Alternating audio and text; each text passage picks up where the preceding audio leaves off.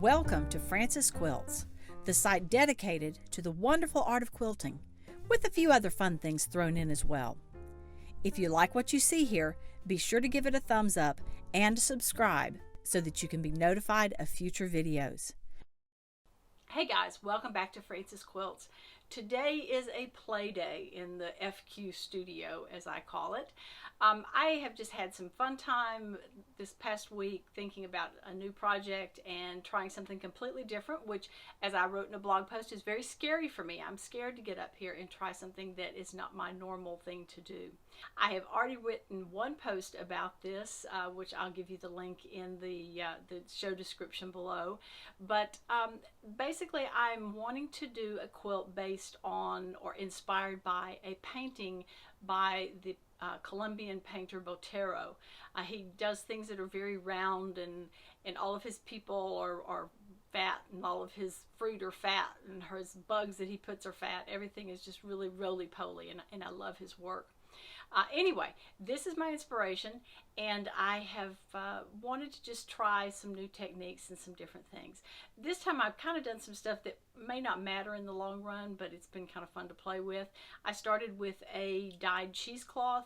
I attached it to 2 layers of a water-soluble interfacing or stabilizer, and I've just been doing a whole lot of fun stitching.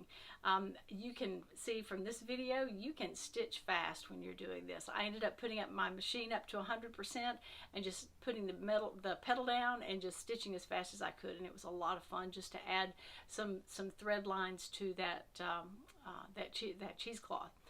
Then I wanted to do some leaves on there, and so I started using wool roving. The problem with wool roving is it's wispy and it's kind of hard to stitch down. So I decided maybe I would do a little bit of felting on it. So I'm going to show you a video of just a little bit of needle felting, just to give you an idea of how I took those wisps, I can't say that word, and turn them into leaves that I could actually stitch down. And then the final part of the video is I wanted to play with couching some yarns down, and so I've talked about that a little bit. We do look at 2 different feet that I use on my my Juki. I have a Juki 2200 QVP, which is a sit-down long arm machine. One of those feet is the applique foot, and it is a basically a little clear acrylic bowl, and it works great for being able to really see what you're doing. The other foot that I'm using for couching is a couching foot, and I've had a lot of fun playing with it. So let's just head on over to the machine, and I'll show you a little bit of what I'm doing and what I'm playing with, and hopefully maybe it'll inspire you to play some too. All right, as I get ready to do the felting on this, again, the idea is just to kind of hold these strands, these wispy strands of wool roving together. You need a couple of tools. This is a felting needle set. It's a set of 4 needles. These needles are 5 needles, I guess. These needles have little barbs on them, and those barbs will work these wool fibers together just to hold them together a little bit more. You also need, and when you use it straight up and down like this. It has this guard on it that will protect your fingers from the needles, which is very important. And when you're doing the felting, you need a mat specially designed for felting. It's a piece of foam rubber sort of thing, but it just works beautifully for the felting. And when you're felting, you're going to be always having the needle straight up and down. If you have it sideways, you're going to end up breaking needles. And you can ask me how I know that. It's because I have broken many needles in my life. So I have my wool roving here. I've just put a couple of different colors together. I want to just try this and see what it looks like. And I'm going to just kind of make it into the shape that I want it to be, just giving it some semblance of an oval or something like that. I'm going to hold that in place. Maybe a little too much wool. Let me take a little bit of that off, because I don't want this to be a super big leaf. Okay, so I just tore some of that off. And so I have it here, and I'm just going to start holding it in place with one hand and punching with the other. Be sure to keep your fingers out of the way, because they will hurt when you hit your hand. So I'm just going to do this a little bit. And what this is doing is it's just kind of, you can see, it's just kind of bonding those pieces of roving together a little bit.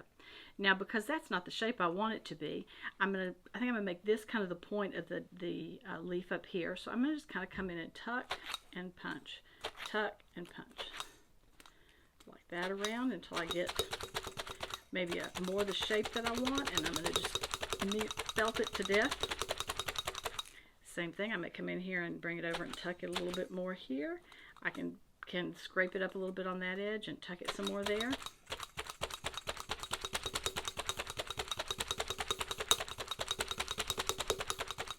And this is called needle felting, by the way. So let's peel it off of here. And you can see it's not perfect, but it's certainly more held together better than it was initially. But you can see I have just entwined those fibers a little bit. I'm obviously going to sew it down so it's not going to be just on there free like that. So there's going to be other stitching holding it in place. But this just gives it a little more body. You can see that that's going to be much easier to work with than my little wispy strands that I started out with. All right, I have 5 of these leaves ready to stitch down. One other thing that I forgot to mention in my previous talking about the felting is you felt them on one side. You can also turn them over and give them just a few punches on the back side, and that will actually make them give them a little more stabilizing as well. So that's something good to do. The other thing I wanted to mention is that I am using this foot, which is designed for this machine. It's an applique foot. I really like it because of the clearness of it, and you can really see down in the hole so you know exactly where you're going. Very important when you're trying to go around the edges of an applique piece, and I really am enjoying using that. It is especially important though when I'm using these wool pieces because of this. If I have on this open toe foot like I a lot of times quilt with, now a lot of times I use my ruler foot, which would probably be the same, but you just can't see quite as well with the ruler foot. But if I'm using an open toed foot on something like this, it's going to get stuck up in there. It's going to catch on that, and I'm going to have all sorts of problems. So this foot is so much better for using for that. I'm very, very pleased to have it and looking forward to showing you how to use it now. The threads that I'm using, I did a little bit of playing. I've decided to use kind of an olivey green thread on the top, and then just the same bottom thread I have been using, kind of a darker green variegated thread. I did find that it didn't really matter a whole lot with what I was using. You can see the stitches on the leaves, but I think that this combination works fine. So let's bring the piece over and get it under the needle. And let's find one of our leaves that we're going to put on here. And you know what? I figure most of these leaves are going to go away by the time I get through adding stuff to it. You're not going to be able to see it, but hopefully it will still add some texture there.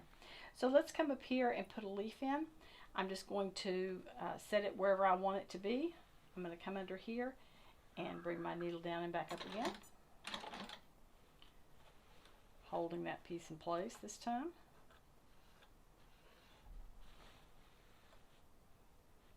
And then come back under here, and I'm just going to sew. I'm going to sew around close to the edge of this piece first, and basically we are just free motion quilting is all we're doing. I'm going to sew around it. I'm going to sew back down, and then I think for this one I'm going to try something different. I'm going to sew up the middle and back, and then I'm going to give it some bangs.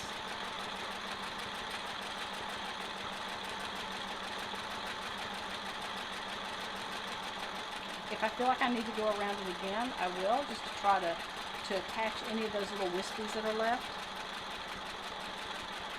And if I want to, there's nothing that says I have to stop here. I can, you know, just come on down here and finish, add a little bit more stitching to it by doing this.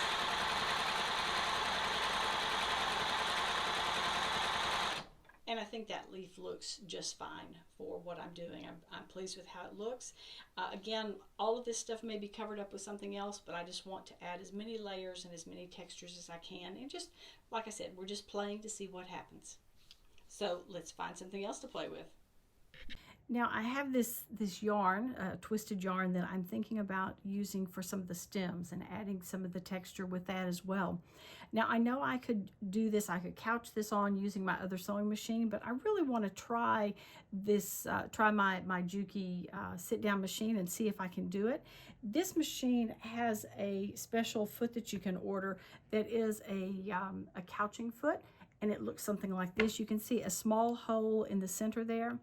The idea being that we are going to take this yarn and we're going to run it through that hole and then just stitch down along it. I have had this work with measured success, so I'm going to try it now first on just a little piece, and then if it works, I'll bring it back and show you how to do it.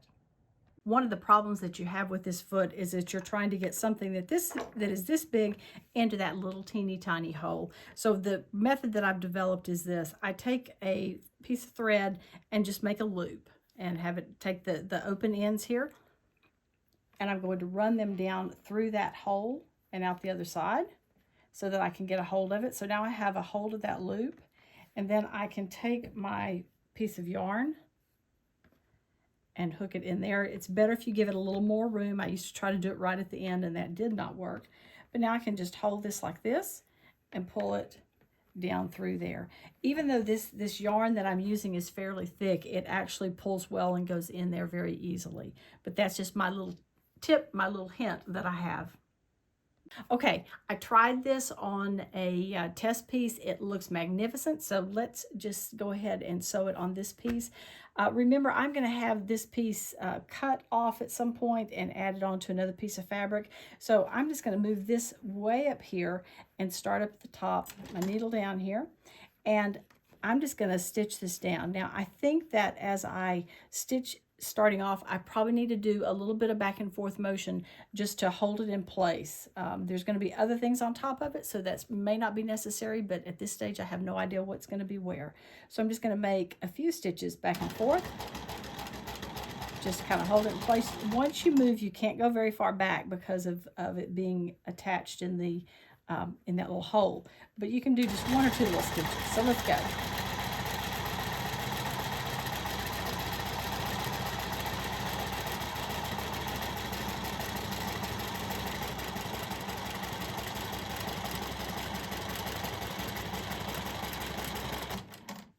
Cool. See, I kind of attached it to a couple of the leaves. I think that looks magnificent.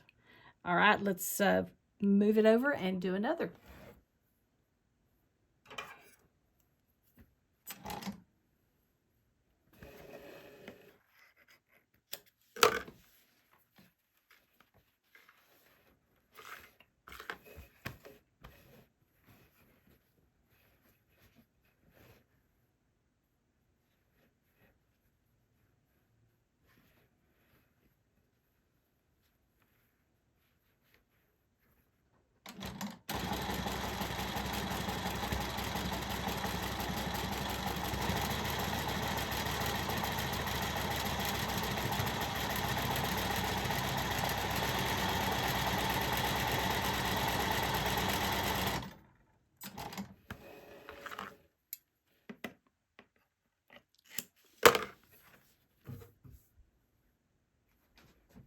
How fun is that? The only thing I see now is I have to add a lot more yarn to it. So I'm just going to keep trying different yarns and different textures and see what we can do. I'm really pleased with how it's looking so far. Again, this is so completely out of my comfort zone that I'm thrilled that I'm liking it. At this stage, I feel like it's starting to buckle a little bit from the amount of thread that's on there. So I think it's going to be wise to go ahead and wash out that stabilizer and attach this piece to a piece of fabric. I think I'm going to do a little bit of dyeing and do some brownish colors in the bottom and then blue in the top, and then this piece that I'm working on right now is just going to be attached in the bottom section of the picture, and then I'll have some other flowers and other things coming up into it. So the next step is going to be washing that out and then doing some painting on another piece, and I'll try to remember to video all that too so I can show you the whole process as it's going. You know, guys, I'm having fun, and for me that's really unusual in this situation where I'm very uncomfortable with what I'm doing. You guys encourage me so much when you're watching these videos and commenting on them, so please, if you're enjoying what you're seeing, please subscribe and give me a thumbs up, and maybe shoot me a comment there as well, especially if you have some ideas for what to do going forward. So that's all for today. I will see you again soon. Remember, if you like what you've seen, be sure to give it a thumbs up and subscribe. Please check out my website and daily blog at francisquilts.com, and I can be found on Facebook and Instagram at Francis Quilts. Thanks so much for joining me. Hope to see you again soon.